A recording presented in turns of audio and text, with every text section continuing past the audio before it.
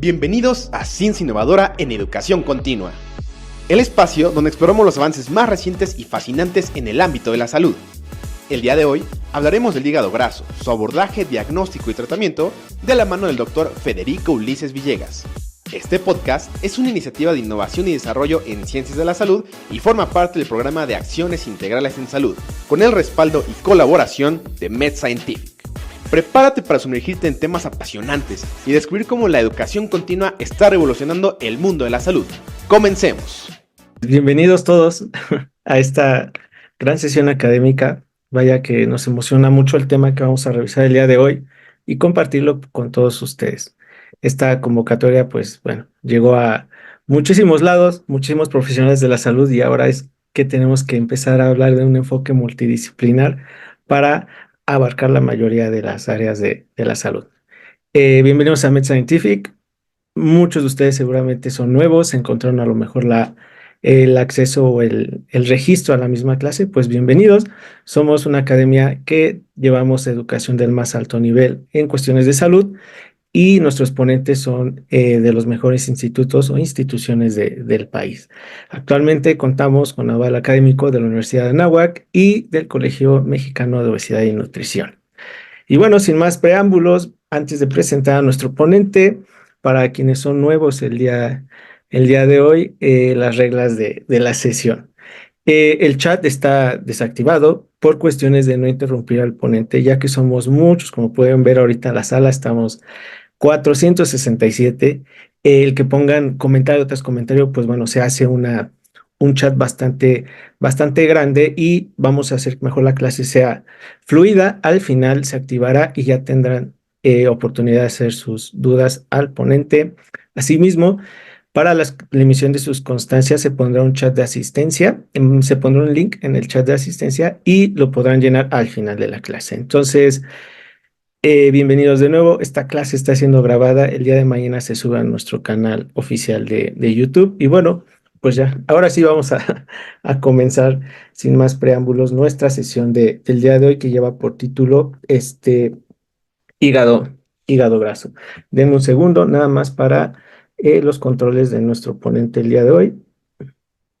Listo, me parece que ya está todo bien. Entonces, vamos a presentar al doctor Federico Ulises Villegas García. Él es gastroenterólogo por el Centro Médico Nacional La Raza del Instituto Mexicano de Seguro Social,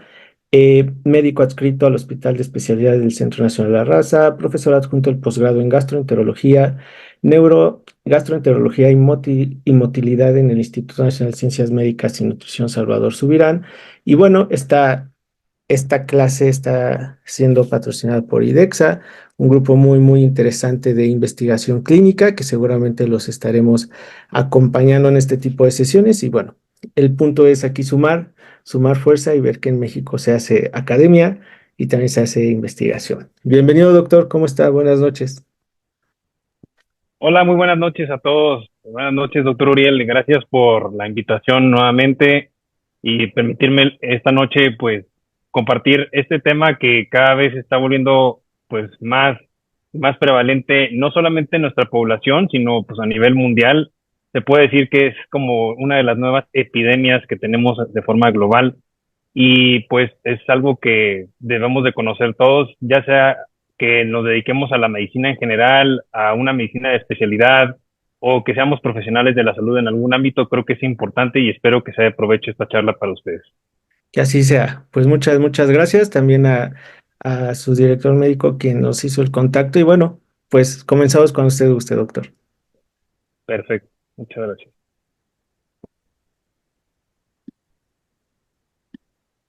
Muy bien. Pues vamos a empezar. Vamos a comenzar hablando de esto que se conoce como el hígado graso. Vamos a hablar cómo es esto del abordaje, de su diagnóstico y de cómo se da de forma general el tratamiento también. A manera de la agenda del día de esta noche, vamos a hablar un poco de el reciente cambio de la nomenclatura que se hizo al término de MASLD, que seguramente a todos los asistentes pues va a ser de muchísimo interés, ya que pues engloba patologías de término digamos de trato común en nuestra consulta o en el medio donde nos desenvolvamos. cómo realizamos este diagnóstico del MASLD, cuál es la detección en particular en nuestra población que debemos establecer para poder llevar a cabo no solamente descubrir esta enfermedad, sino categorizarla y en base a esa categorización saber va a ser la medida o la conducta a seguir para saber que nuestro paciente esté bien vigilado y tratado, el proceso del diagnóstico y cómo se va a hablar un poco de los procesos de esteatosis, inflamación y fibrosis. A manera de definición, hay que mencionar algo muy importante. El término de NAFLD es en sí lo que define un conjunto de grados y estadios de esta enfermedad que en la población en general debe de cubrirse una afección en los hepatocitos a nivel de nuestro hígado, igual o mayor al 5% de estos, y que muestran en términos generales un patrón a nivel histopatológico de tipo macrovesicular, y que aquí es muy importante recalcar que debemos hacer una muy buena historia clínica inicial para poder interrogar medicamentos, historial de inanición, sobre todo en pacientes geriátricos y trastornos genéticos como conocemos, inclusive en nuestra población mexicana, esto sí tiene particular relevancia, realmente ya está bien descrito. Y algo muy importante es que este término se agrupa bien definido a una ingesta de alcohol que debe ser medida de 20 gramos por día para las mujeres y 30 gramos al día para los hombres. Si bien este tipo de medida, desafortunadamente, si existe la forma de poderla cuantificar, sabemos que a veces nuestra población a la que nos enfrentamos, pues no es particularmente veraz con describirnos cuánto consumo de alcohol ingieren por día. Ahora, recientemente se trató de establecer esto del MASLD debido a que, como conocíamos antes, o muy probablemente estaban más familiarizados todos los asistentes con esta terminología, antes por sus siglas en inglés, cuando categorizábamos a esta enfermedad por hígado graso en NAFLD cuando únicamente se establecía un consumo etílico no significativo, y al NASH en aquella situación en donde existía un cierto grado de inflamación celular. Existen varias cuestiones que fueron necesarias para poder establecer una nueva determinación para esta enfermedad. Entre las más particulares es que si bien la cuantificación o la presencia de esteatosis en el tejido o el parénquima hepático es un requisito indispensable, pues no estaba ligado o era independiente a un solo factor, que la realidad es que la población mundial cada vez más presenta más de estas enfermedades crónico-degenerativas como son la diabetes mellitus, la obesidad, hay que decirlo, es una enfermedad, y todo aquello que engloba al síndrome metabólico. Como dato importante, yo también mencionaría aquí que sobre todo en las mujeres de edad fértil, también es muy importante tomar en cuenta el síndrome de ovario poliquístico por los mecanismos fisiopatológicos que también involucra. Y aunque si bien el término hepático se debe de todavía mantener, esto es una enfermedad que ya también está muy documentado que es sistémica y que no solamente debemos de, ahora sí que enfocarnos única y exclusivamente en vigilar las repercusiones a nivel hepático, sino debemos de hacer un manejo multidisciplinario de la misma. Ahora, el MASLD, ¿cómo se va a definir? Lo primero es tener la evidencia por algún método de forma más viable o disponible de imagen de esteatosis hepática junto con alguno de los siguientes criterios, cuando menos uno debe estar presente, que es el sobrepeso o obesidad, que puede ser establecido por cifras de índice de masa corporal, que es lo más barato, quizás no lo más, digamos, sensible y específico, sobre todo porque no nos permite identificar a expensas de qué es este porcentaje de grasa principalmente visceral que está provocando estos cambios. El presentar diabetes mellitus tipo 2, aunque la tipo 1 también puede englobarse en este concepto, o dos o más de estas anomalías que involucren el riesgo metabólico. Hablando de ese riesgo metabólico, pues tenemos en esta tabla los criterios bien establecidos para considerar a un paciente con sobrepeso u obesidad, Pero hay que también mencionar algo muy importante y lo pueden ver ustedes aquí en la imagen, que los pacientes con un índice corporal, entre comillas, normal, no están exentos también de esta entidad y es muy importante también categorizarlos si cumplen al menos uno o dos de los criterios de síndrome metabólicos aquí descritos. La diabetes mellitus tipo 2, como mencionábamos, pues va de forma independiente y es un factor que tiene un peso sumamente importante por sí solo, así como la resistencia a la insulina. Entre los otros criterios que debemos tener, al menos dos de estos deben ser una circunferencia abdominal de 102 o 88 en mujeres y de 90 90 en mujeres y hombres. Y debe haber un descontrol de la presión arterial igual o mayor de 130 milímetros de mercurio de presión sistólica y 85 en la diastólica.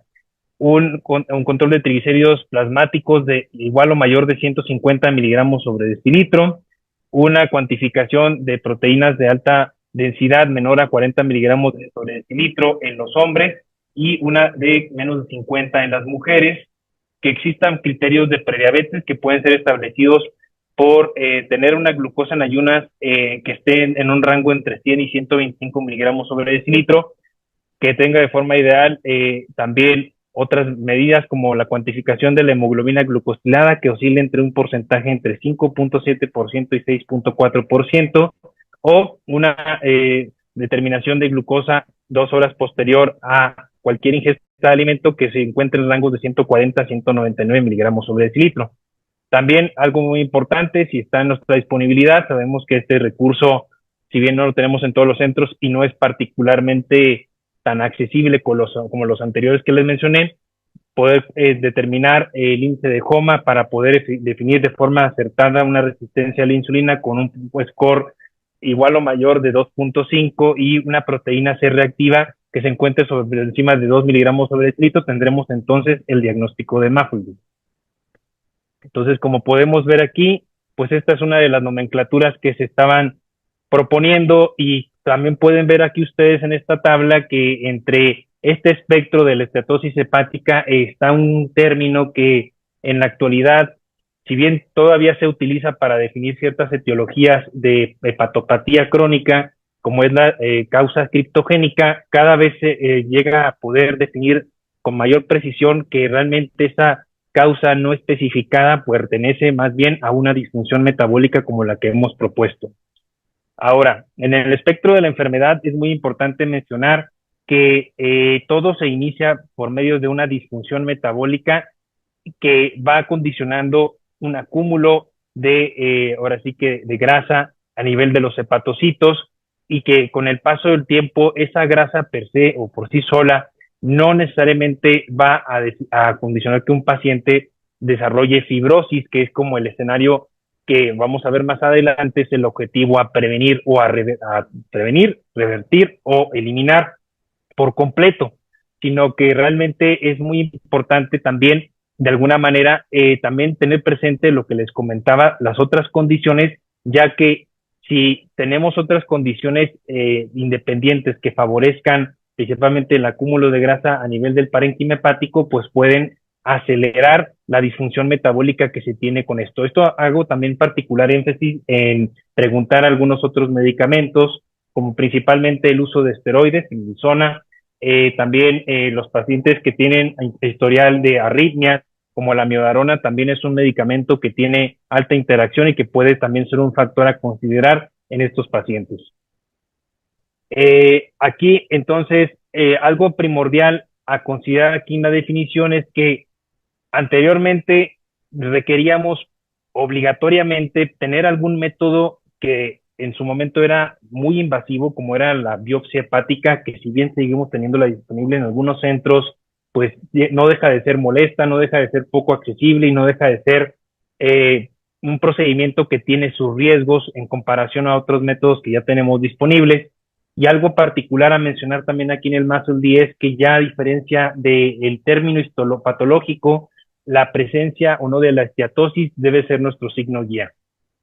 ¿A qué personas debemos de establecer o debemos de buscar una cierta detección o cuál sería nuestra población meta? es muy importante, como ya mencionamos, todo paciente diabético, sobre todo aquellos pacientes que ya tengan un cierto tiempo de evolución, obviamente entre más tiempo de que tengan presente ya o confirmada la enfermedad, pues va a ser mucho más importante vigilar con mayor rigurosidad o mayor estrechez,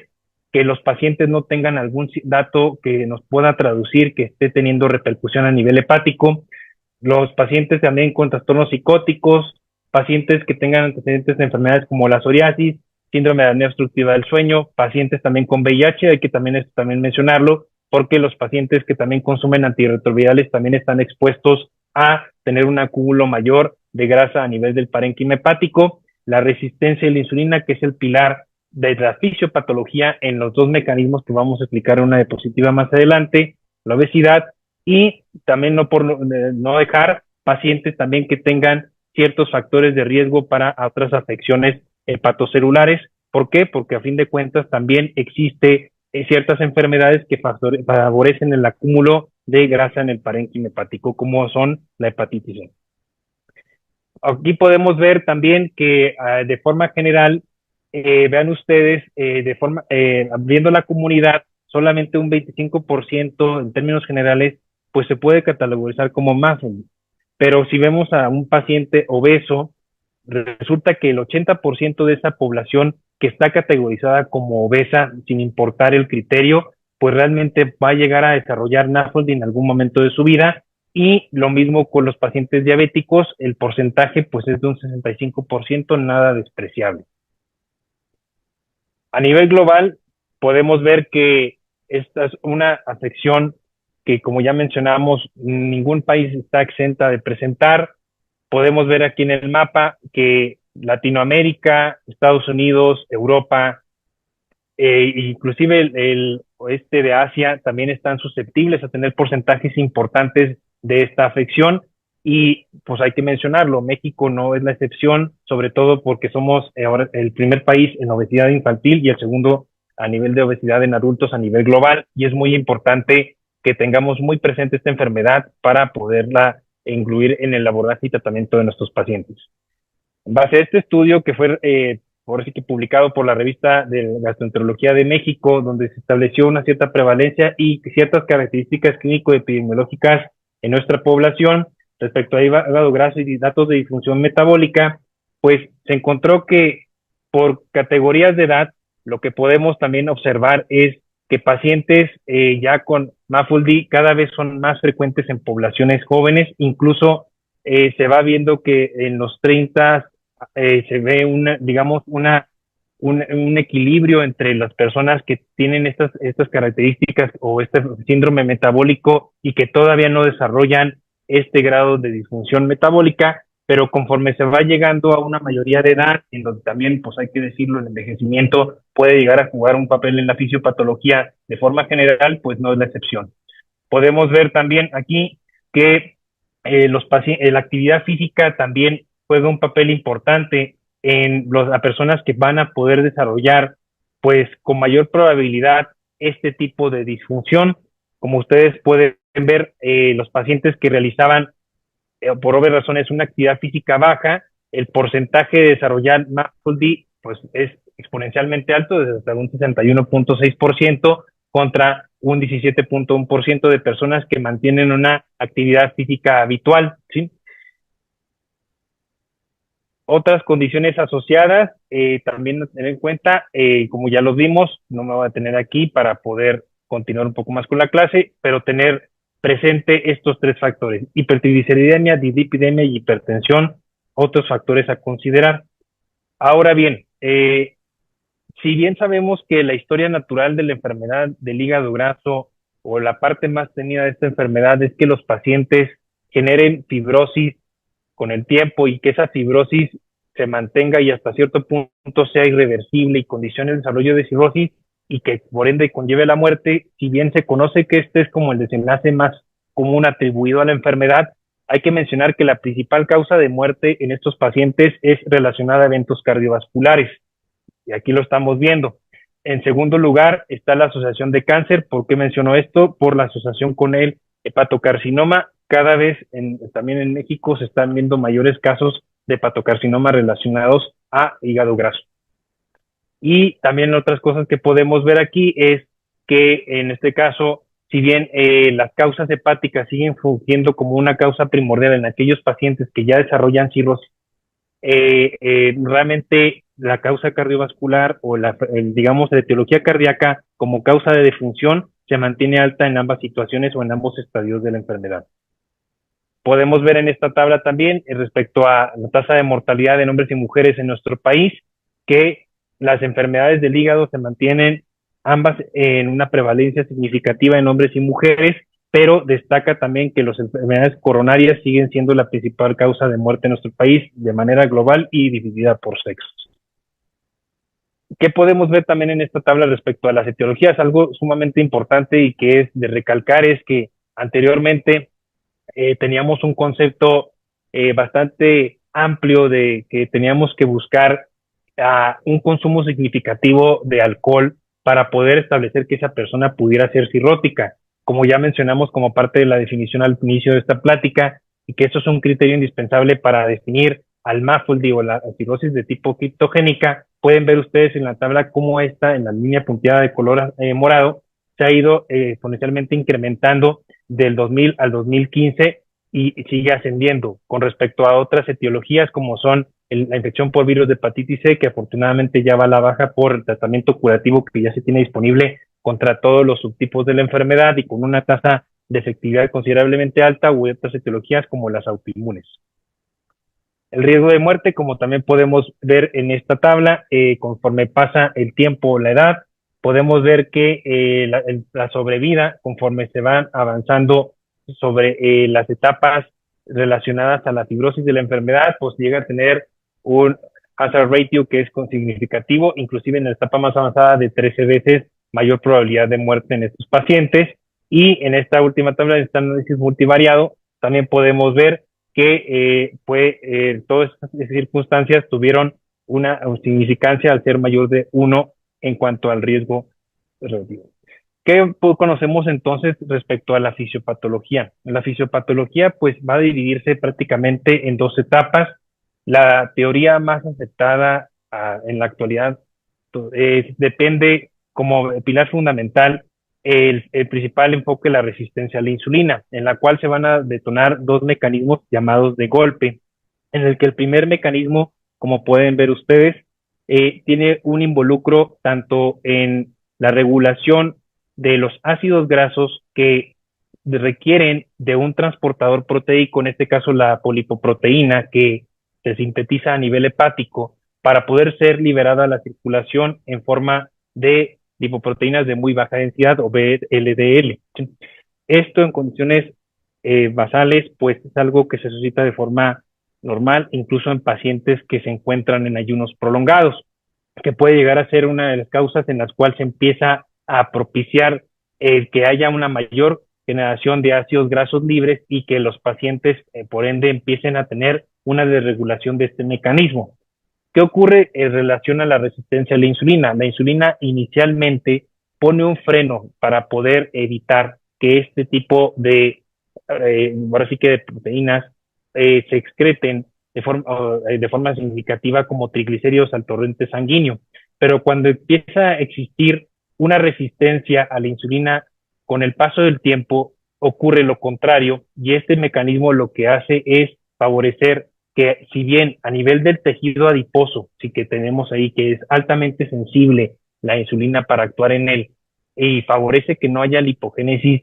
sí se sigan suscitando la producción de ácidos grasos libres que se van a ir acumulando sin control alguno a nivel del parénquima hepático y por ende van a empezar a generar problemas. Una vez que llegamos a esta etapa, tenemos la parte del segundo impacto que es a nivel de la mitocondria, a nivel celular, donde por medio de alteraciones que se van a suscitar en la alteración de una oxidación y la producción de radicales libres de oxígeno, se va a suscitar una peroxidación lipídica que va a generar una cascada de inflamación que va a venir determinado por múltiples factores, entre estos la liberación de citocinas proinflamatorias, desencadenamiento de quimiotaxis, ligamentos FAS que van a producir muertes fragmentadas de los hepatocitos y también va a haber una apoptosis acelerada a nivel del hepatocito, lo cual también de alguna manera va a afectar a aquellas células a nivel del parénquima que todavía se encuentran jóvenes, sanas, y va a dar prioridad a aquellas que ya no tienen un mecanismo de poderse regenerar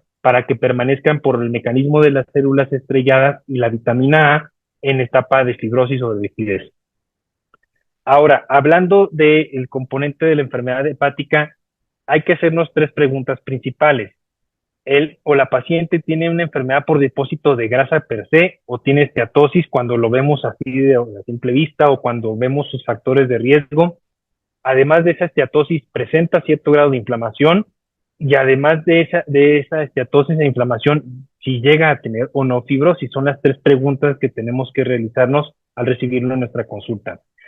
Algo que aquí también es muy importante es que si bien mencionábamos la esteatosis es parte del diagnóstico del MASLD, el pronóstico, por otro lado, va a ser lo que va a estar determinado única y exclusivamente por el grado de fibrosis que ese paciente pueda desarrollar por esta esteatosis. Y pueden ver ustedes en esta tabla que cómo se va incrementando dependiendo del grado de fibrosis, la sobrevida de estos pacientes, pues obviamente va hacia la baja, culminando obviamente en un estadio de F4 que se conoce como cirrosis ya hepática. Vean ustedes cómo aumenta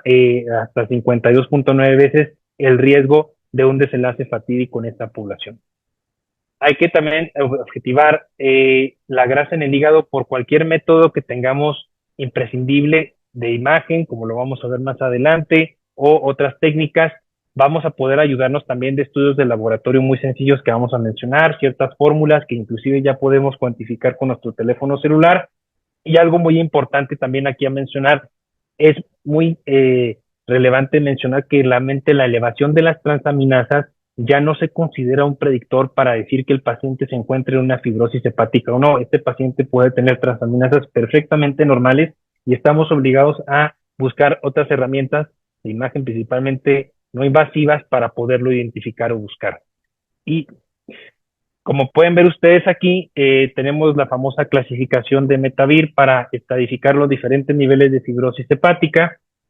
Tenemos el estadio 1, que es la fibrosis únicamente localizado a nivel portal, o sea, únicamente se encuentra a nivel de la principal unidad, que es la arteria, la vena y el conducto biliar a nivel del parénquima hepático, y esto lo podemos identificar por medio de una tinción que los histopatólogos utilizan, llamada tricómico de Masón,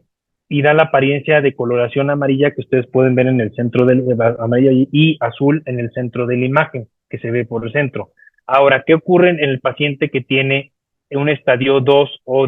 que ya empieza a formar septos? Pueden ver en la segunda imagen superior a la derecha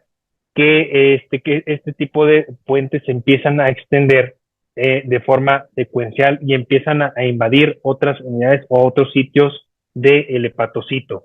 Por otro lado, en el tercer nivel podemos encontrar numerosos ya septos ya distribuidos en diferentes zonas de la laminilla que estamos observando, y como ustedes ya pueden ver, en el estadio 4 ya están los famosos puentes fibróticos ya distribuidos de forma muy importante a nivel de todos los brillos, y ya hay pérdida de la arquitectura tanto de la arteria de la vena y del conducto biliar. Ahora, podemos ver aquí también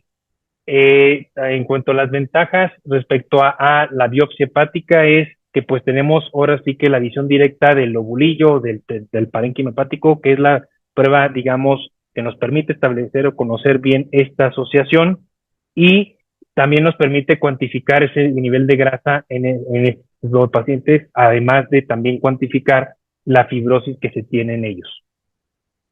Las desventajas es que es sumamente invasiva, el paciente está expuesto a presentar un dolor moderado o intenso. Existe también, como todo tipo de estudio, una cierta variabilidad interoperador, dependiendo de la experiencia del patólogo que realmente analice esta muestra. Y algo también importante a mencionar como estándar de calidad que nosotros los gastroenterólogos tomamos en cuenta es cuántos espacios portales son descritos a nivel de la laminilla, que cuando menos deben ser 10 los reportados para considerar que esa es una muestra de tejido viable para poder establecer un diagnóstico certero en cualquier escenario. Ahora sí que también la cantidad de tejido que se elimina o que tengamos de muestra, pues es escasa para poder también tomar datos y presenta también un alto costo. También otra desventaja que tenemos al momento de tener una biopsia es cuál es el sitio que se realizó la punción o que se tomó la muestra. Como pueden ver ustedes, depende mucho exactamente en qué zona esté, obviamente,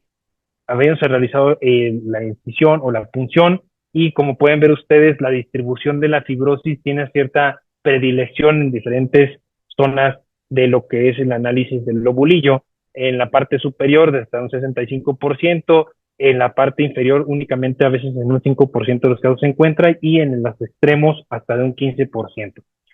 Ahora, para tener una concordancia respecto a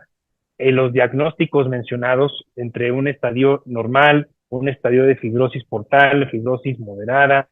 severa o cirrosis, podemos ver que sí, donde mayor concordancia siempre hay a nivel histopatológico, pues es en la conclusión de cirrosis hepática, donde incluso está de más decir que incluso si un paciente ya tenemos datos clínicos, bioquímicos o de imagen que los soporten, no está justificado realizarla. Cosa contraria, por ejemplo, en pacientes donde se tienen estadios muy leves de fibrosis, podemos ver que la concordancia, incluso aún con este método, y por lo invasivo y a veces lo riguroso que se tiene que tener al paciente en un proceso para poderlo realizar de forma adecuada, pues no es tan válida la concordancia. Ahora, para poder también evaluar los principales parámetros que pues, tenemos respecto a nuestra charla del día de hoy, vamos a tener que para la esteatosis tenemos parámetros de evaluación también séricos, de imagen, histopatológicos para establecer el cierto grado de enfermedad por hidrogenato no alcohólico, sobre todo estos análisis que en México aún no están disponibles, esto solamente está disponible aún en España, que es un perfil metabolómico y también técnicas de imagen y la estadificación de la fibrosis o la estimación de la fibrosis para definir grupos de riesgo, que también en complemento con estudios de imagen no invasivos, como vamos a ver más adelante, nos es de mucha utilidad para saber a qué paciente mandar o no. Ahora bien, en cuanto a los marcadores séricos para evaluar esteatosis, tenemos el índice de grasa hepática, que aquí les muestro la forma de interpretarlo. Se puede categorizar en un rango superior a 36 como NAFLD y inferior a 30 como no NAFLD, y las variables que se utilizan son ambas transaminasas, AST-ALT. Si la persona es de sexo femenino, tiene también un porcentaje también mayor, el padecer o no diabetes tipo 2, el peso, la talla o el índice también de masa corporal también juega un peso para establecer el puntaje. Y otro índice que también está descrito, aunque su cálculo a veces es un poco más complejo, es el índice del hígado graso como tal per se. Y aquí también establecen puntos de corte que para definir NAFLD lo categorizan de igual superior a 60 y no como no NAFLD por debajo de 30. Y estos son los parámetros que vemos que incluye esta fórmula, que difieren un poco con respecto a los otros parámetros anteriormente mencionados, pero ninguno de estos involucra también realmente un tipo de análisis bioquímico que sea de alta complejidad. Ahora, sabemos que también la prueba que tenemos como más disponible, sobre todo esto me refiere a médicos que tienen primer contacto con los pacientes, sobre todo por su costo, por su disponibilidad en muchos centros y viceversa, pues es el ultrasonido hepático y de vías biliares. Sin embargo, también pues hay que mencionar que este estudio, si bien tiene una sensibilidad que ronda entre el 60 y 94% y una especificidad entre el 84 y 95%, no es capaz de detectar ningún cierto grado de infiltración hepática que se encuentre por debajo del 30%, tampoco nos sirve para correlacionar severidad y tiene ahora sí que el beneficio únicamente también de aportarnos, sobre todo cuando queremos descartar otras enfermedades concomitantes que pudieran contribuir a nuestro paciente a las alteraciones hepáticas principalmente, más no nos permitiría cuantificar qué tanta cantidad de grasa tiene en ese momento, ¿sí? También, como ya dije anteriormente, la AST y la ALT no correlacionan con severidad. El 75% de las ALT altas tampoco tienen cirrosis y también un 30% de estos pacientes con fibrosis avanzada pueden llegar a tener niveles de transaminasas dentro de parámetros normales. Ahora bien, algo que vamos a resaltar mucho en esta práctica, sobre todo por lo accesible que es para los pacientes, porque es una herramienta que no es invasiva, que es rápida, que únicamente requiere un proceso de preparación con un ayuno de cuando menos 4 horas para su adecuada realización, es el FibroScan. El FibroScan es un método para medir por medio de elastografía, es decir, el grado de intensidad de rigidez del parénquima del hígado, y también estimar la cantidad de grasa que tiene el sujeto a nivel de su parénquima, y es una técnica que está cada vez más disponible. Es una técnica que básicamente simula hacer un ultrasonido por la forma en que es realizada, y que como todo estudio, pues depende también de la experiencia y del entrenamiento que el operador que realice este estudio pues tenga con y se requiere de alguien que tenga cuando menos una capacitación de 100 o más estudios para tener una confiabilidad entre operador que sea prudente para establecer una medición acertada por la misma. Ahora, la sensibilidad del FibroScan, como pueden ver, comparado al ultrasonido, tiene una sensibilidad del 83%, mucho mejor, y una especificidad de la misma manera. Permite también evitar la necesidad de biopsia hepática hasta en un 90% en pacientes que tienen ya diagnóstico de cirrosis hepática. Como mencionábamos, eso es como lo último que se debe recomendar en estos pacientes, la biopsia, y 70% en aquellos pacientes que tienen fibrosis, estimarla con muy buena precisión. Obviamente que los valores pueden variar, además del operador, de ciertas características del paciente, y que haya alguna otra etiología concomitante relacionada a la misma. Y como pueden también ver ustedes en esta tabla, pueden ver la comparativa también de los diferentes niveles de fibrosis, la cual es muy similar e incluso superior en estadios avanzados de fibrosis o cirrosis en los pacientes. El dispositivo consta de una sonda emisora y receptora que emite dos tipos de onda: una onda pulsátil vibratoria que penetra en el tejido hepático, y otra onda de ultrasonido que capta esa velocidad a la cual se propagó esta primera onda y la interpreta por medio de un programa o un software. Y mediante esta movilidad, esta endológica, la cantidad de rigidez o la cantidad de resistencia que se generó a través de la distribución de esa onda elástica va a ser medida en kilopascales. Como medida de parámetros técnicos, vamos a tener que su peso es de 5 kilogramos aproximadamente, pero es fácilmente transportable. Tiene realmente capacidad de funcionar de forma independiente o conectada a una toma de corriente eléctrica o con batería. Y esto también es muy relevante mencionarlo. Vamos a tener 3 tamaños disponibles en la práctica médica, los cuales debe seleccionarse también en base a las características morfológicas que tenga nuestro paciente. Aquí, para poder considerar o poder definir qué persona es realmente apta o candidata a qué tipo de sonda, va a ser el perímetro torácico, que para personas que tengan una sonda S o pequeña debe ser igual o menor a 45 centímetros. En personas que sean candidatas a una sonda M, que sean mayor a 75 centímetros. Y también aquí, en este contexto, los pacientes que sean definidos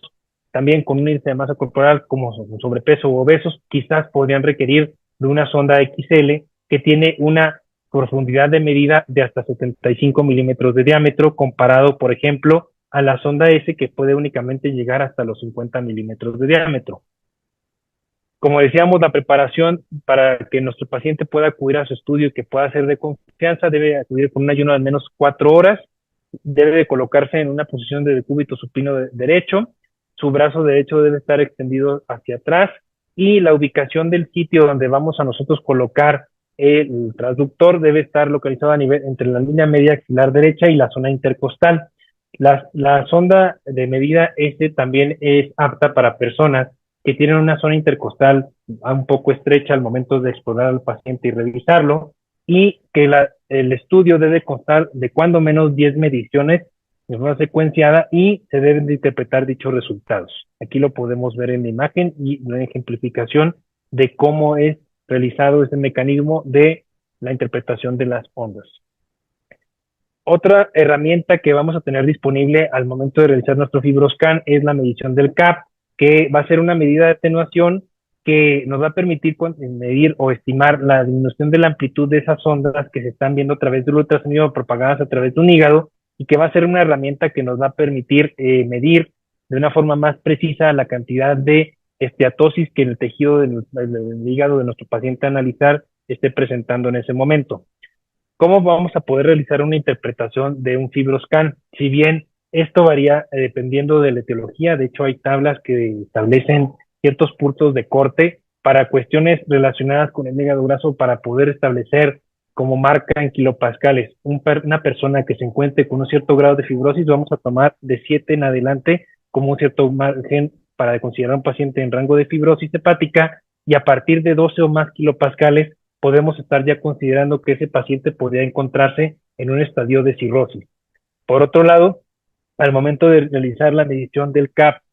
en cuanto a los decibeles, podemos encontrar que una persona que tenga menos de 232 decibeles va a tener un porcentaje de afección de los hepatocitos en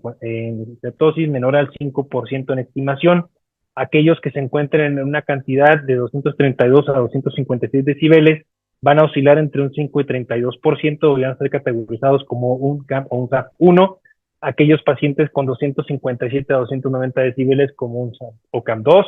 y van a tener un porcentaje que puede oscilar hasta el 65% de esteatosis a nivel del parénquima hepático, y aquellos que puedan superar esta cifra de 290 hasta 326 van a categorizarse como un estadio severo de esteatosis.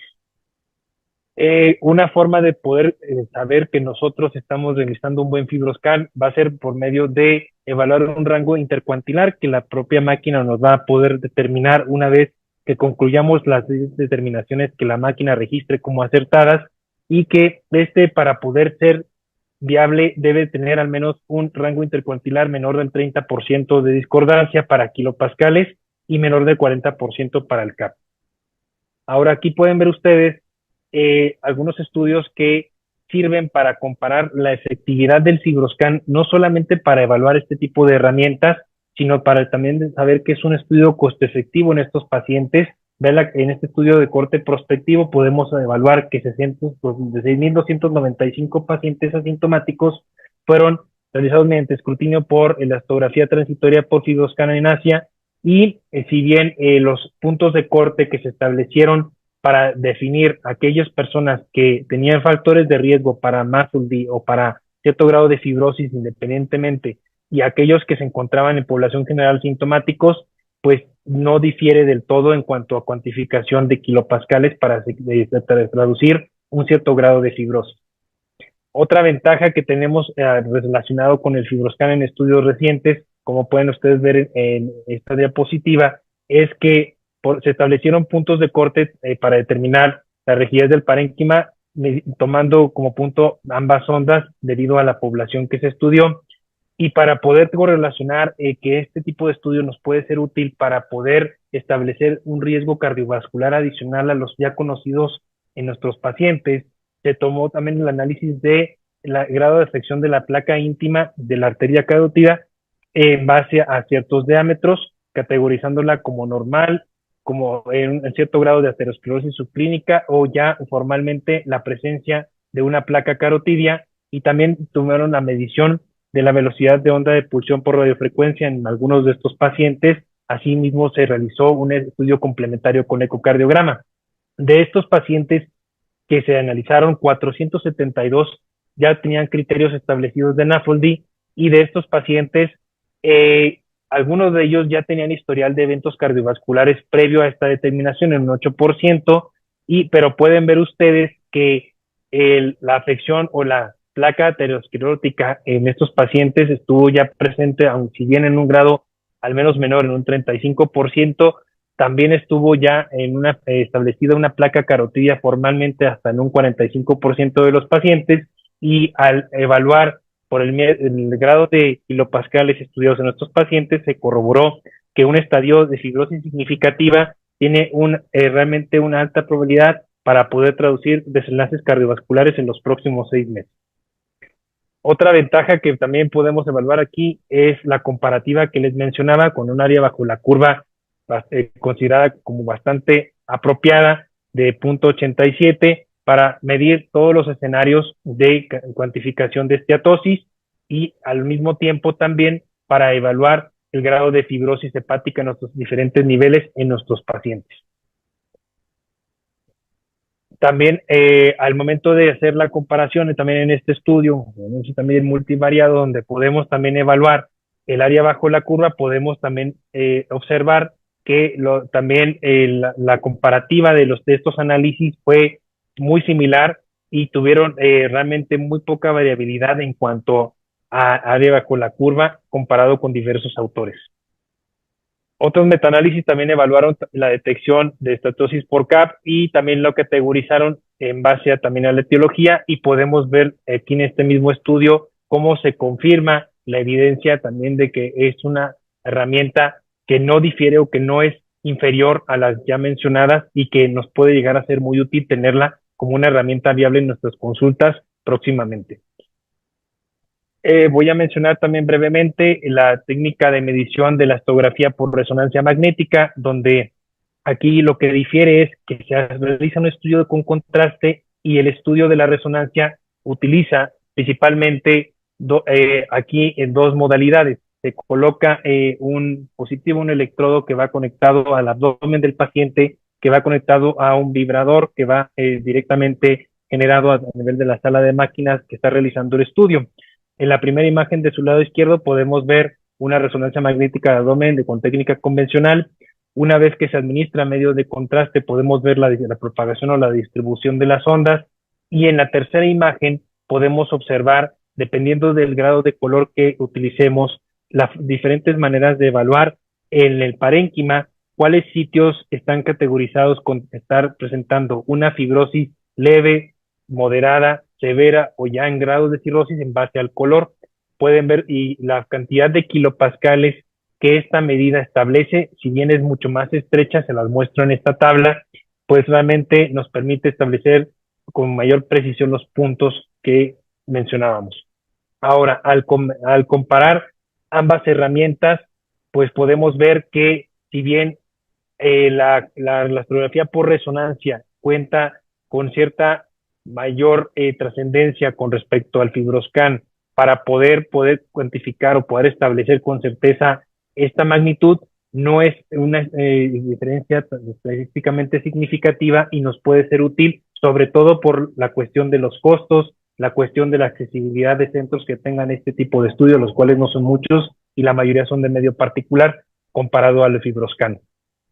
Algo también importante es la reciente instauración de esta aplicación telefónica que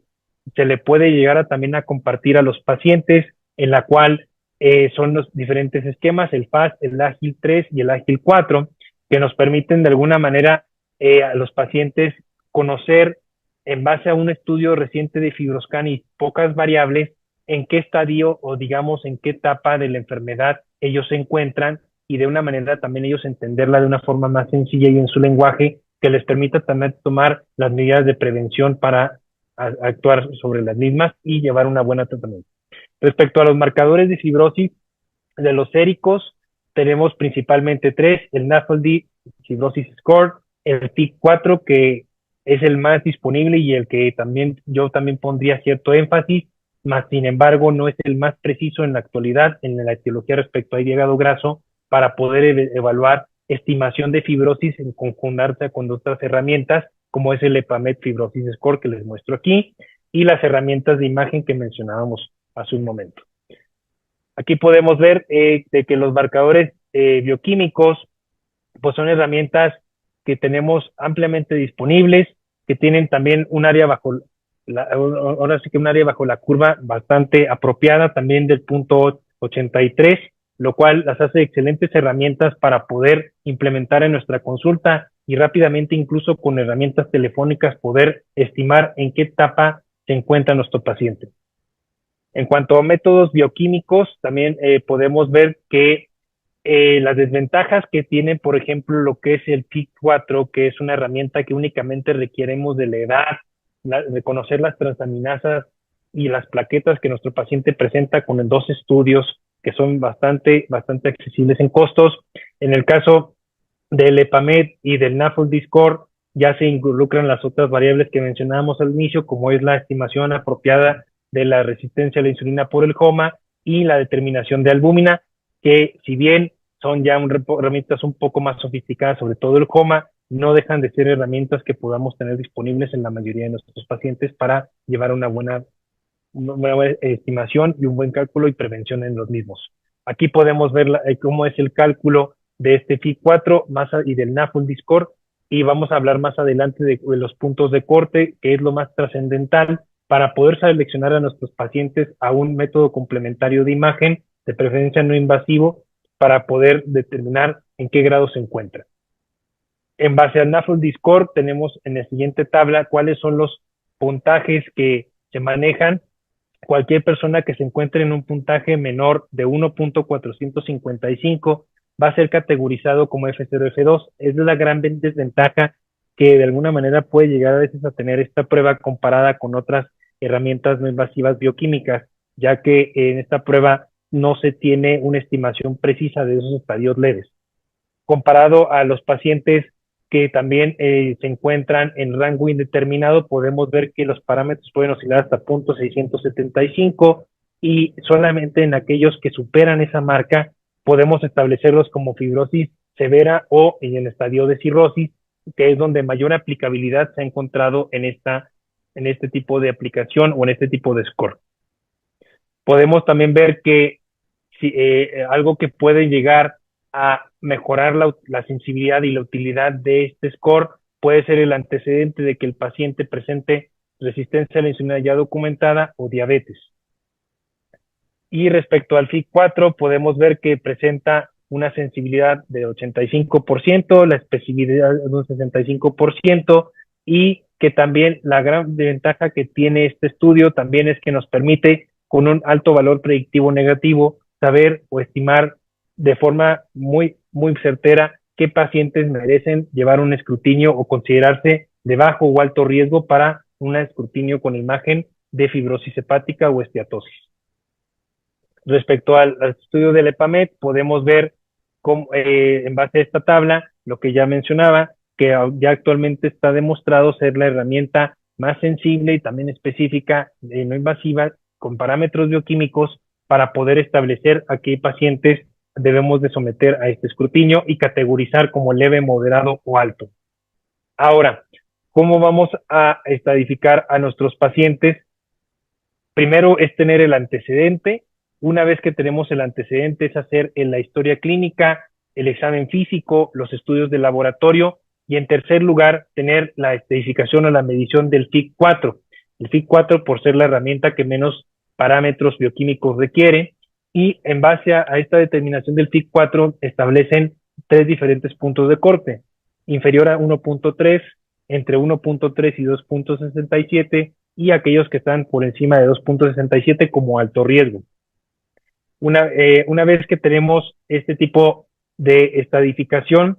aquellos pacientes, sobre todo que categoricemos como de riesgo intermedio en base a la tabla que les mostré hace un momento, entre 1.3 y 2.67, serán aquellos los pacientes que debemos de someter a al menos 2 pruebas complementarias de imagen.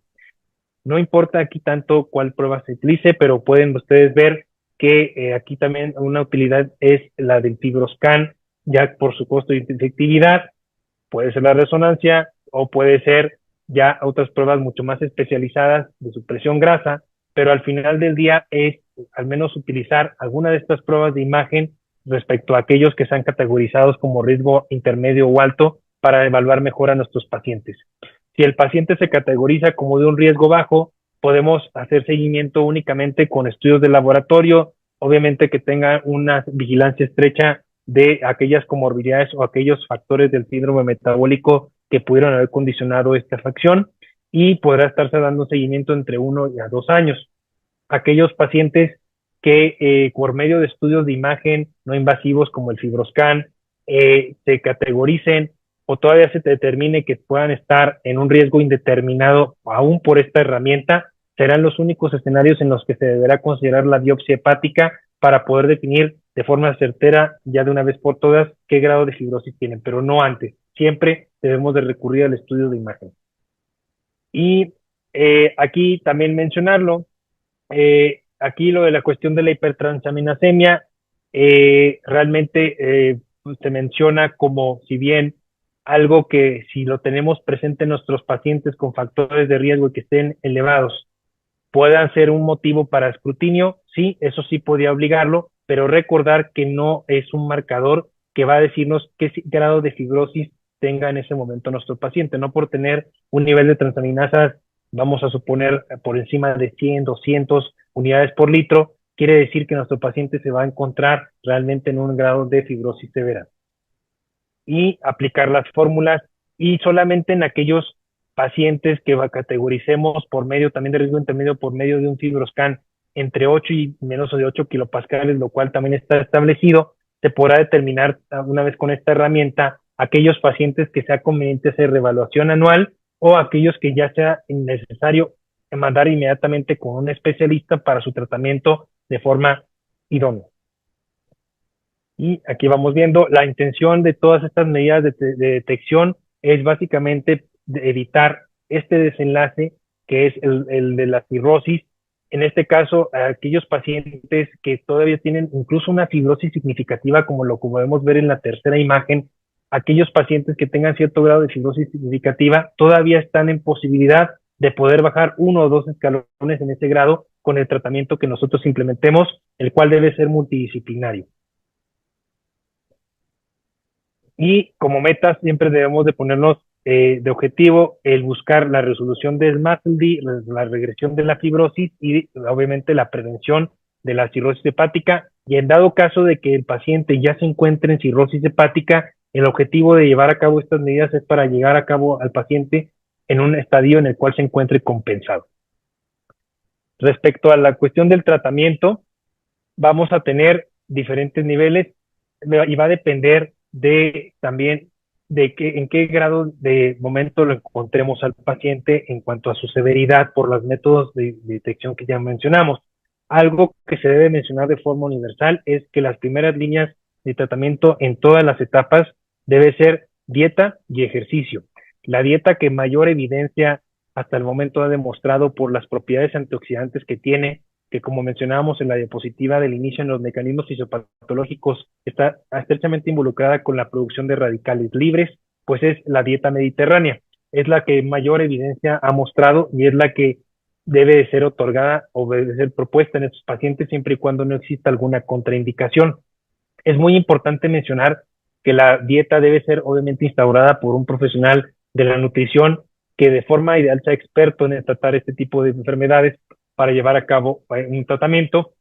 y la actividad física que se recomienda debe ser de tipo moderada y esa actividad debe ser realizada cuando menos por 30 minutos al día y debe ser al menos instaurada de 3 a 5 días a la semana de forma ideal.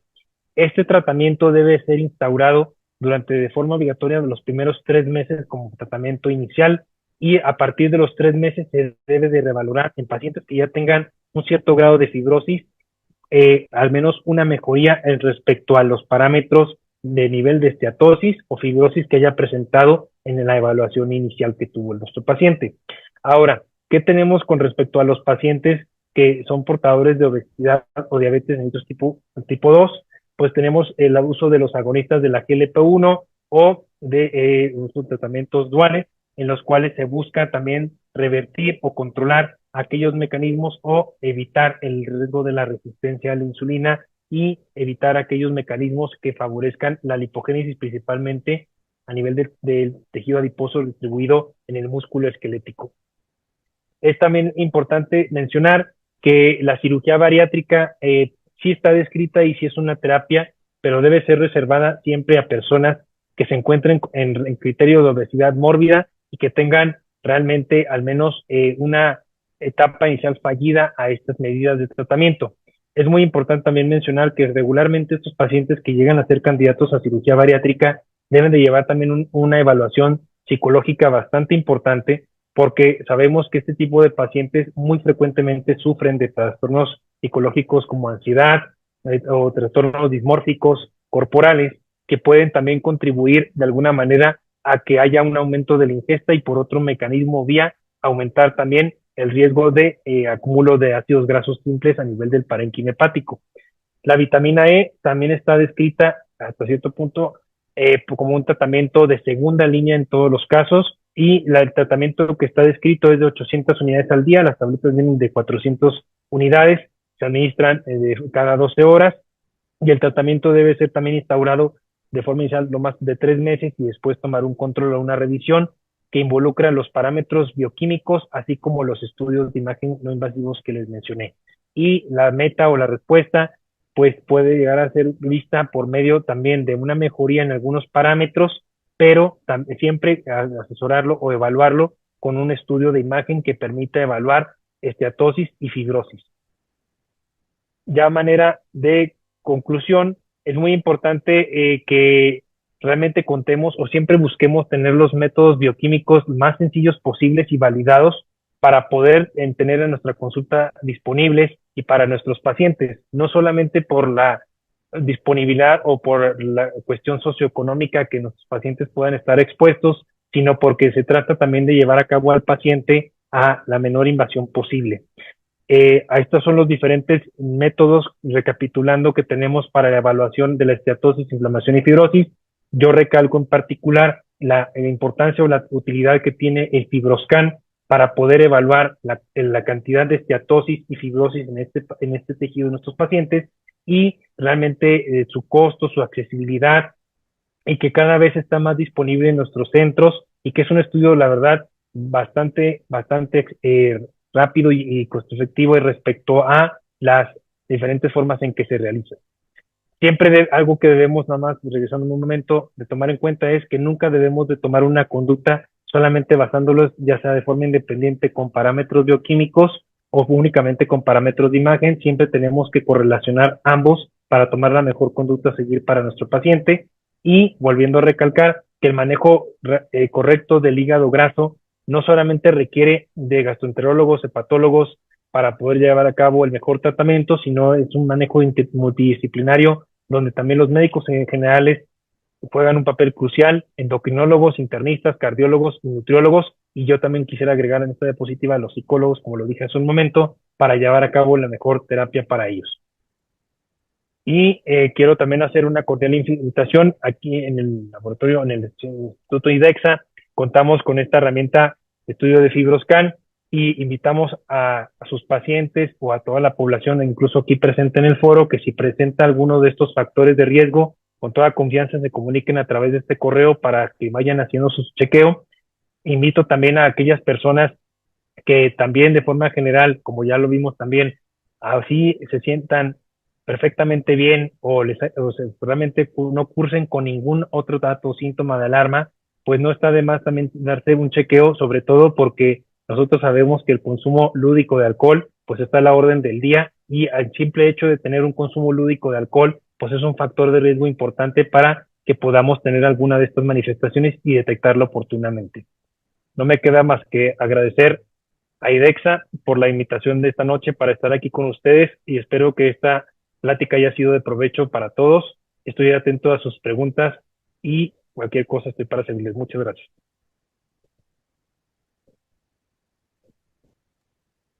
Perfecto, doctor. Bueno, pues primero felicitarlo por esta gran ponencia. Creo que el conocer cómo es la técnica y qué es lo que hace el FibroScan en este caso, pues nos abre y nos llega a la mente el que, ok, hay que usarlo, ¿no? Muchas veces el no saber el procedimiento, pues por eso no lo recomendamos. Entonces, antes de pasar a las preguntas y que el doctor tome tantita agua, les vamos a poner en el chat el enlace de asistencia para sus constancias, y regresamos con las preguntas para que el doctor tome unos 3 minutitos de descanso, y regresamos a las preguntas para abrir el chat y empezarlas a decirle, doctor. De acuerdo, muchas gracias. Listo, en este momento está el enlace de las constancias en el chat de Zoom. Nos hacen favor de llenarlo, por favor, porque de ahí sacaremos pues sus nombres para hacerles enviar su constancia, y unos 3 minutitos y regresamos con las preguntas.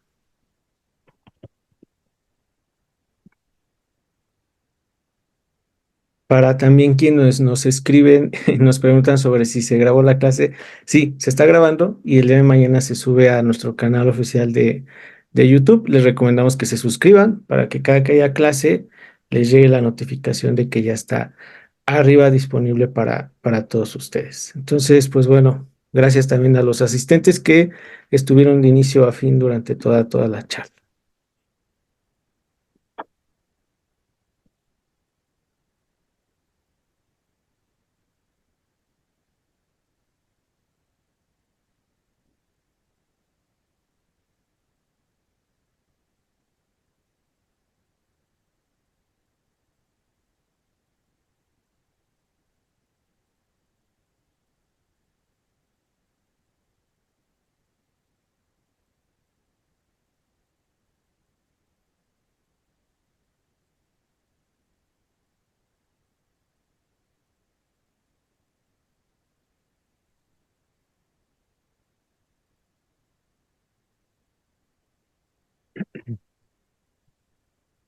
Listo, en este momento voy a abrir el chat y nos pueden echar sus preguntas, se las decimos al doctor.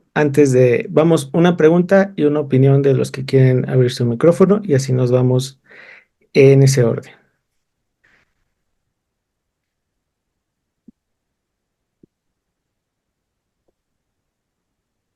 La primera pregunta, doctor, que aparece en el chat es, ¿qué tan factible es el uso de suplementación con omega 3?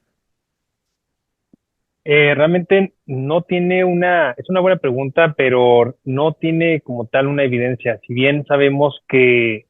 este tipo de ácidos grasos de origen vegetal, pues realmente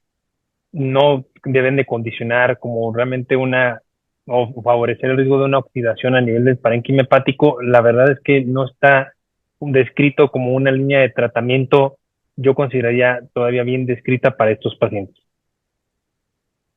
Ok, perfecto. Nos hablan si hay criterios para poder ser candidato a usar un FibroScan. Pues yo la verdad es que si, bueno, si nos pusiéramos a grosso modo a mencionar criterios, le diría que, bueno, si todos somos personas jóvenes, que llevamos una vida social y consumimos a lo mejor una o dos bebidas el fin de semana o de forma muy ocasional, yo sí los invitaría o que sepan ustedes que tengan también historial o antecedente de tener colesterol o triglicéridos elevados, algunos de ustedes ya con antecedente de resistencia a la insulina, prediabetes.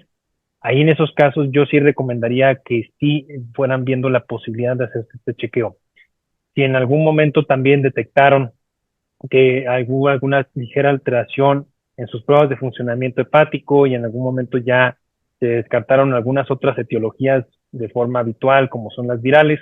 también podría ser algún motivo de indicación para buscar que esta no sea una causa, sobre todo porque es sumamente frecuente y por nuestra dieta, pues también es algo que está mal que decirlo, pero pues es algo que es bastante habitual tener a la orden del día. Claro, incluso pues en la mayoría de veces que nos hacen un ultrasonido abdominal por X razón, pasan el ultra arriba y dicen, oye, se ve que tienes hígado graso, ¿no? Así es, y la verdad es que esto cada vez lo vemos más frecuente en este tipo de estudio de imagen, pero pues como les mencionaba, la ventaja que nos tiene el FibroScan es que no solamente nos va a decir, ok, si tienes hígado graso en estimación en un porcentaje ya sea leve, moderado o severo, nos va a permitir saber si realmente este tejido, esta acumulación de grasa está ya trayendo problemas a nivel de lo que es la estructura de nuestro hígado y sobre todo saber que estamos a un buen tiempo para resolverlo. Ok, claro, Doc. Preguntan sobre el costo del FibroScan en promedio. El costo de FibroScan, bueno, aquí en IDEXA, eso es muy importante mencionarlo. La ventaja que tenemos aquí en este sitio es que se dan ciertas facilidades. Yo, la verdad, sí les pediría que bueno, la liga de contacto que les hice favor de poner en la diapositiva en su momento, con mucho gusto, ahorita la puedo regresar para que la puedan ver. Ahí puedan pedir informes porque se dan facilidades ahora sí que a los colegas, a los médicos, incluso realmente para sus pacientes se puede ver la posibilidad de dar cierto grado de apoyo, porque la realidad es que si bien ya está cada vez más disponible, en otros centros sí tiene un costo alrededor de entre 4,000, 5,000 pesos aproximadamente. Ok, doctor. Hay una pregunta que dice, buenas noches, doctor, felicidades por la clase. ¿La elevación de las transaminasas leves y un hígado heterogéneo ya no es suficiente evidencia para esteatosis? No, no, no lo es. De hecho, la elevación de las transaminasas en sí, lo único que nos está indicando es que el metabolismo a nivel celular de nuestro hígado está sufriendo un cambio o está sufriendo un aumento o un desequilibrio. Más no nos dice en específico a qué se debe o cuál es el origen de esa alteración.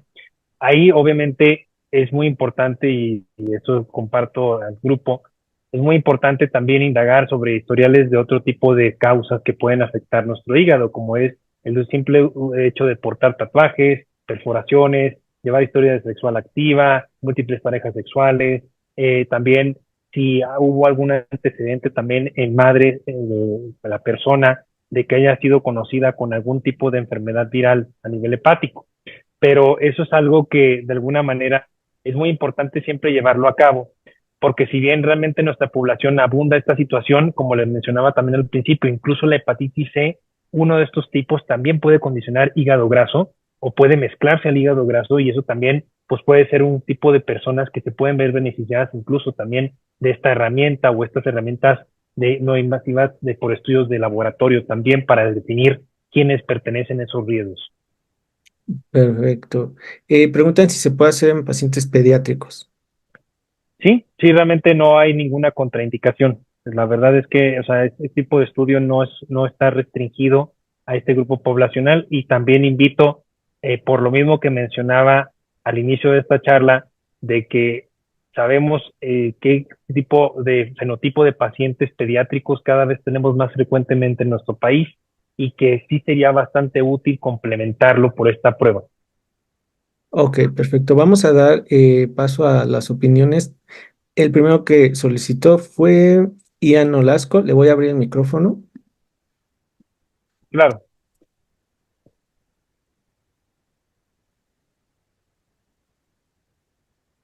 ¿Podrías otra vez tu mano arriba, Ian, por favor? Porque la bajamos y ya no te encontramos. Listo. Listo, ya puedes prender tu audio. Buenas noches. Buenas noches. Bueno, antes que nada, felicitarlo, doctor. Usted me acaba con la plática de responder una duda que había tenido por mucho tiempo y creo que solo mencionaría esta parte donde diría que es muy común que se manden a hacer los estudios de ultrasonido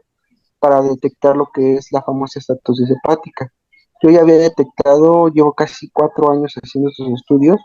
y había detectado precisamente una incongruencia en la elevación de las transaminasas con una, pues no muy clara imagen sobre esta situación de la estatosis hepática. Es muy común, he visto muchos médicos que se basan solamente en la ultrasonografía en modo B para diagnosticar esto. Creo que nos limitamos mucho. Yo no hago fibroscan, sin embargo, sí ocupo la elastografía para otros medios, pero creo que es muy importante lo que acaba de decir sobre los criterios y que sí considerar que no solamente se podría valorar o que se siga teniendo esa cultura de mandar el ultrasonido en modo B para realizar la clasificación de estatus hepática. Creo que sí es un tema muy controversial porque es muy frecuente, la verdad me pasa mucho. De 10 pacientes que tengo referentes a la exploración ultrasonográfica, los 10 siempre me mandan por este medio y casi no es muy conocido el fibroscan.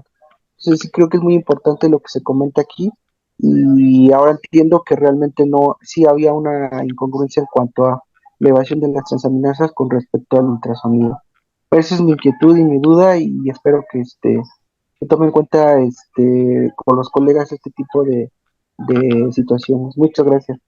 No, gracias a usted, doctor. Claro, mire, en ese comentario que me hizo favor de mencionar hace un momento, algo que quiero compartir también a la audiencia es que también es muy importante saber que incluso los puntos de corte de las transaminasas, dependiendo del laboratorio que ustedes elijan, pueden variar discretamente. Si bien hay, ahora sí que a nivel literatura, de forma científica, parámetros establecidos a nivel del punto de corte máximo de las transaminasas que tiene cada unidad puede variar. Y eso también en algunas ocasiones ya me ha tocado también, efectivamente comparto su opinión, donde se pone un asterisco así únicamente porque está una unidad por encima del valor normal. Y la verdad es que el paciente pues sí se angustia y se estresa con justa razón y es algo que también es muy importante aclarar. En esos casos, yo lo que les recomendaría mucho para que tengamos una medición adecuada es cuantificar cuántas veces realmente de ese punto de corte máximo que les marca su laboratorio está elevada realmente las transaminasas, ¿sí? Porque en base a esa cantidad también se puede también discernir si ustedes también están ante una etiología relacionada a esteatosis o si ya estamos hablando también de la sospecha de otra etiología. Regularmente una cantidad de transaminasas que estén por encima de 5 veces del límite superior normal, automáticamente nos hace ya dudar que pues la esteatosis pueda ser el factor que esté condicionando este problema en nuestro paciente, ¿sí? Entonces, si esto de algo a la audiencia y a usted les puede ser de utilidad, se los comparto con mucho gusto para que lo tomen en cuenta. Y sí, también con los centros de imágenes también es muy común que se mencione pues realmente excesivamente o que digan, no, a mí me ha tocado también que ya hasta miden que tiene tantos kilopascales por un simple ultrasonido y esto pues no tiene razón de ser. Hay que tener también mucho cuidado con eso. La herramienta adecuada es el FibroScan.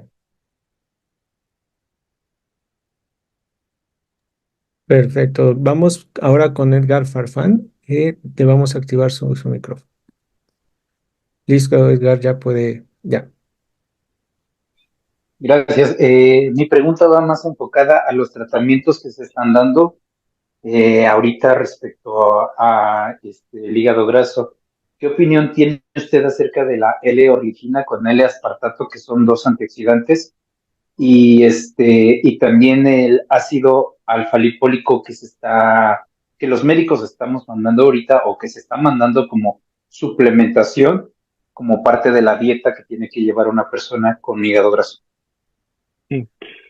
Respecto al ácido lipofenólico, sí, hay cierta evidencia, o sea, todavía a nivel global, principalmente en Europa, sí se ha visto cierto nivel que sí ayuda en algunos estadios, sobre todo de fibrosis moderada a leve, a revertir un escalonamiento de fibrosis.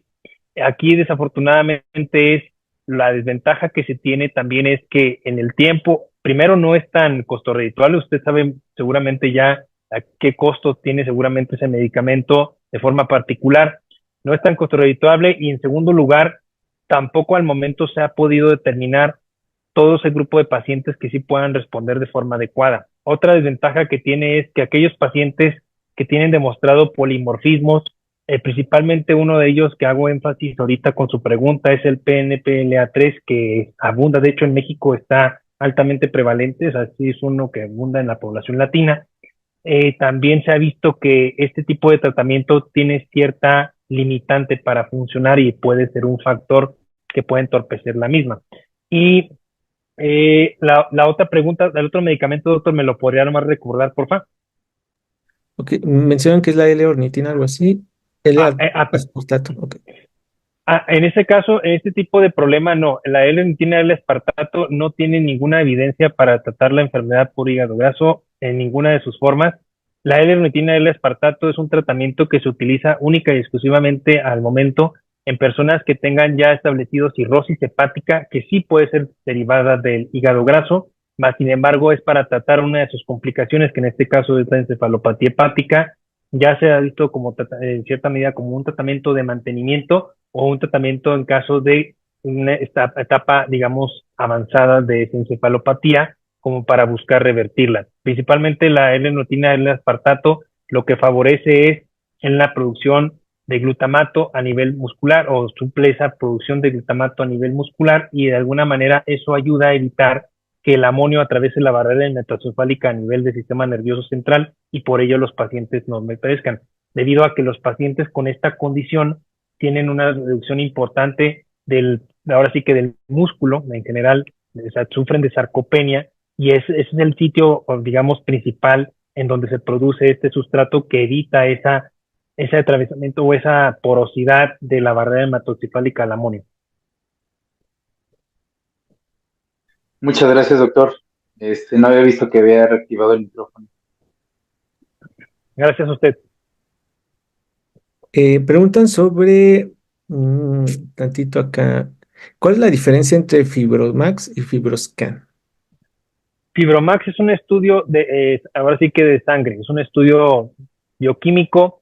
que sin embargo también utiliza ciertos parámetros aquí sí ya más complejos, realmente relacionados a sobre todo lo que mencionamos al inicio de la práctica en la fisiopatología, medición de ciertas lipoproteínas, que ahí sí en costos también pueden limitar a que el paciente se lo realice. Pero es una prueba también que yo también sí considero y también está demostrado en la literatura que puede ser utilizada a la par también del EPAMED score o en este caso el FI4 como un método también para identificar a nuestros pacientes dependiendo el nivel de riesgo. Pero ya involucra muchísimas variables, involucra la medición de inmunoglobulinas, de hemoglobina, o sea, es una cuestión que va a aumentar en costos, la verdad, la realización del mismo para el paciente. Ok, preguntan sobre qué tan recomendable es el uso de probióticos para hígado graso. También es una buena pregunta. En la actualidad, los probióticos, si bien obviamente está demostrado que sí dan un beneficio porque es un requisito indispensable para considerarlos, ahora sí que un beneficio para el paciente o considerarlos como tal de esa fórmula, decir todavía 100% qué paciente se va a beneficiar de un probiótico, de qué cepa, qué es lo importante, genéticamente modificada, en la actualidad todavía no podemos, debido a la irregularidad o la alteración de la microbiota de la flora intestinal, ¿sí? No podemos todavía saber exactamente qué paciente sí va a beneficiarse con cuál o no probiótico y por cuánto tiempo y viceversa. O sea, sí se utiliza, sí, también lo menciona, también la literatura en las guías lo mencionan ya como una potencial línea de tratamiento, pero no está todavía estandarizada en cuanto a qué sepa cuál y por cuánto tiempo. Sí, claro. De hecho, bueno, en Med Scientific estamos investigando mucho acerca de microbiota y bueno, ahorita lo responsable sería como coadyuvante, ¿no? No, Así hasta el es. momento, como tratamiento coadyuvante, sí. Como tratamiento coadyuvante sí, y sobre todo porque donde se ha visto es que hay ahora sí que una disbiosis, o sea, una alteración de esa flora degenerada también por un desequilibrio en los firmicutes, que es la cepa de bacterias que probablemente repercuten en esta situación. Pero sí, volvemos a lo mismo, o sea, sí está mencionado, pero no como una terapia, digamos, de primera línea. Yo creo que lo más importante que se lleven a casa en cuanto al tratamiento para indagar a sus pacientes es una buena evaluación psicológica, nutricional, que el paciente busque hacer ejercicio y no se trata también de que se vaya realmente a realizar una actividad extenuante o vigorosa desde el principio, sino que vaya poco a poco haciendo cambios sucesivos al estilo de vida. Y también para complementar, en cuanto a la actividad física, algo que me faltó mencionar en el tratamiento es muy recomendable también al menos 2 días de la semana incluir también ejercicio anaeróbico para también potencializar los beneficios también del ejercicio en estos pacientes. Perfecto. Y ahí en la cuestión del ejercicio nos iríamos, a ejemplo de las recomendaciones del ADA de 150 minutos divididos en varias secciones. Así es, de 3 a 5 días a la semana es lo mínimo son 3 días, 5 días es como el escenario ideal. Perfecto. Pero ahí dependerá también, digo, del paciente, como también estamos ante pacientes que están expuestos a factor de riesgo cardiovascular, e incluso hay situaciones en las que no podemos recomendar que quizás esta intensidad de ejercicio, y es donde también la dieta pues va a jugar un papel primordial para que el paciente tenga éxito en el tratamiento. Así es. Bueno, pues gracias, doctor. De verdad, muchas gracias. Gracias a los asistentes, gracias a IDEXA también por llevar este tipo de conocimiento pues para todos. Muchas veces pensamos que esto solo es para súper especialistas, pero bueno, gracias a estas alianzas académicas, pues bueno, puede llegar a todos los profesionales de la salud. Listo. Muchas Gracias gracias, doctor. muchas gracias a todos ustedes, que pasen muy buena noche y gracias por su tiempo. Gracias por acompañarnos. Esperamos que esta sesión académica te haya sido de mucha ayuda y hayas ampliado tus conocimientos en la enfermedad de hígado graso. Continúa con nosotros en nuestras redes sociales y síguenos en Facebook e Instagram como IDEXA Clínica. Nos vemos en la próxima.